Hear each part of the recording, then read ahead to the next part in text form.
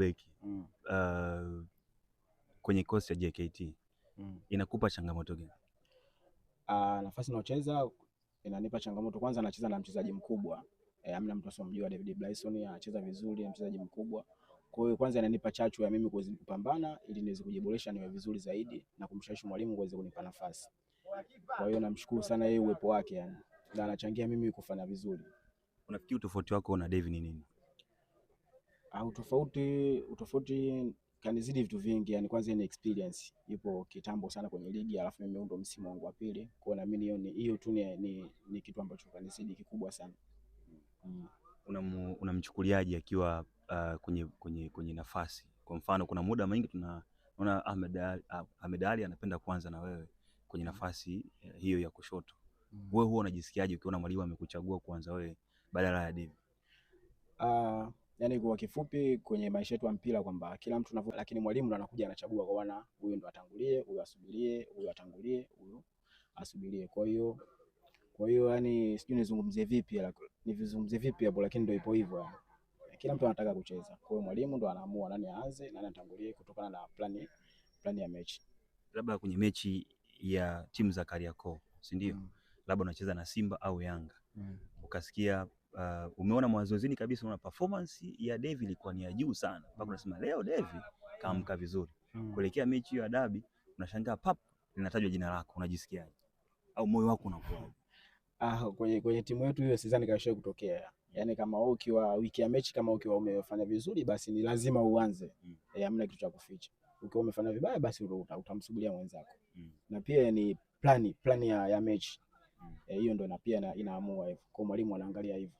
Lakini sidhani kama imesha kutokea siku nipo vibaya, yeye yupo vizuri mimi nikatangulia. Kitu kama hicho hakijawahi kutokea.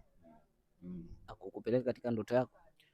Kabisa, naona ni daraja kabisa. Naamini nikipush na nikizidi kupata nafasi na nitatoka hapa nitaenda mbali zaidi hapa. Kila mtu ana ndoto katika football ya kwenda mbali zaidi. Pengine tusikie kwako, wewe unatamani kufika mpaka wapi? Mimi napenda kwanza kwenda kucheza nje.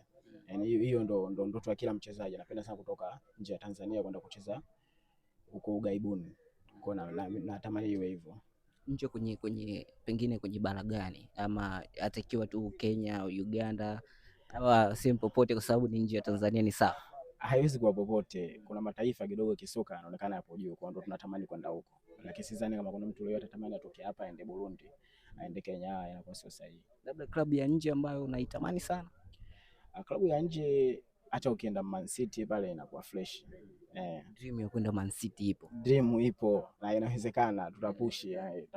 Sawa, nataka kuuliza kitu. Kwenye fullback ya kushoto, ukimwacha Karim, ukimwacha David Bryson kwenye nafasi ile, mchezaji gani ambaye anacheza vilabu vya Kariakoo ambaye unawasema huyu kwenye hii fullback mimi bado?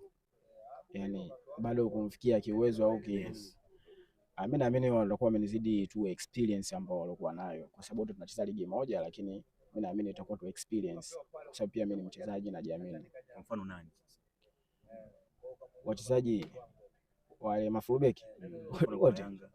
Yanga si yupo pale Mohamed Hussein, ni mchezaji mkubwa, mchezaji mzoefu, ana experience, ni mchezaji mzuri sana. Kwa pia tunatamani kuwa kama yeye, wachezaji wengi. Kwa upande wa Simba?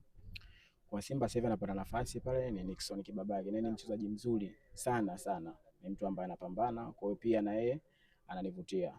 Mechi ya Simba na Singida umeitazama? Nilitazama kwa uchache sana. Ukiwa unaangalia mpira unaangalia nini hasa? Position yako, unaangalia mpira kipi? Kitu cha kwanza kabisa naangalia position yangu, kwa sababu yule anaocheza pale ni mchezaji mkubwa. Kwa hiyo napenda kuangalia position yangu na najifunza pia. Kwa hiyo ni mtu akisema kwamba Karim role model wake ni Kibabage ni sahihi? Inaweza kawa sahihi kwa yeye, maono yake inaweza kawa sahihi, lakini mimi pia kuna watu ambao ni role model wangu. Unaweza kuwataja? Mimi role model wangu wa kwanza ni David Bryson, role model wangu wa pili ni Gadiel Michael. Hao ndio watu ambao mimi na appreciate sana. Hao ndio Kamagi. Tungetamani kufahamu maisha ya Karim nje ya soka yako vipi? Maisha yangu nje ya soka ni maisha tu ya kawaida. Yaani maisha tu ya kawaida ambao Watanzania wengi tunaishi, ndio maisha hayo. Ila sina maisha mengine yote tofauti na hapo. Kuna namna ambavyo pengine waga unaogopa labda kutembea mitaani? Hamna, yani Mimi nimezaliwa kwenye familia ya kawaida sana. Kwa hiyo yani sidhani kama mimi nitakuwa muoga leo kutembea kwa sababu nipo JKT. Hapana. Mimi naishi maisha yangu ya kawaida, nakaa na washikaji, natembea sehemu yote ninayojisikia naenda, nafanya mambo yangu.